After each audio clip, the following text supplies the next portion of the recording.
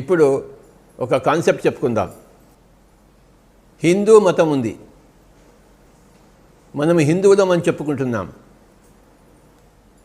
ఈ హిందూ తత్వంలో, హిందూ మతంలో, హిందూ ధర్మంలో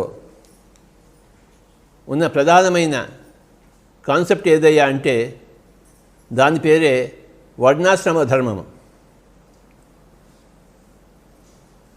ఒకసారి చెప్పండి. వర్ణ ఆశ్రమ ధర్మము అంటే వర్ణాన్ని బట్టి, ఆశ్రమాన్ని బట్టి ధర్మం మారుతూ ఉంటుంది. ధర్మం అంటే ఏంటి? ఏం చేయాలి, ఏం చేయకూడదు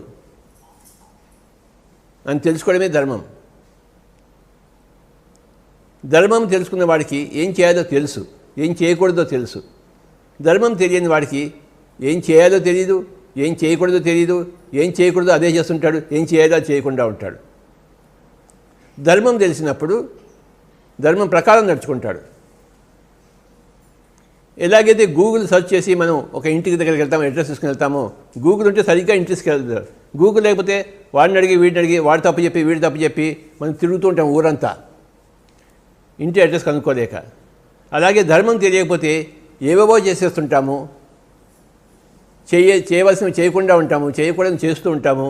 గుడ్డెద్దు చేలో పడ్డట్టు ఆ చందాన ఉంటుంది. ధర్మం తెలిస్తే సరిగ్గా నడుస్తాం. ఈ ధర్మం అనేది రెండింటి మీద ఆధారపడి ఉంటుంది. అది తెలుసుకోవడమే వర్ణాశ్రమ ధర్మము. వర్ణం అంటే ఆత్మ యొక్క స్థితి, ఆశ్రమం అంటే శరీరం యొక్క స్థితి.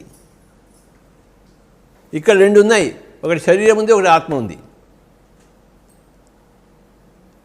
ఇక్కడున్న ఆత్మస్థితి బట్టి ధర్మం మారుతుంటుంది, ఇక్కడున్న శరీరం బట్టి ధర్మం మారుతూ ఉంటుంది.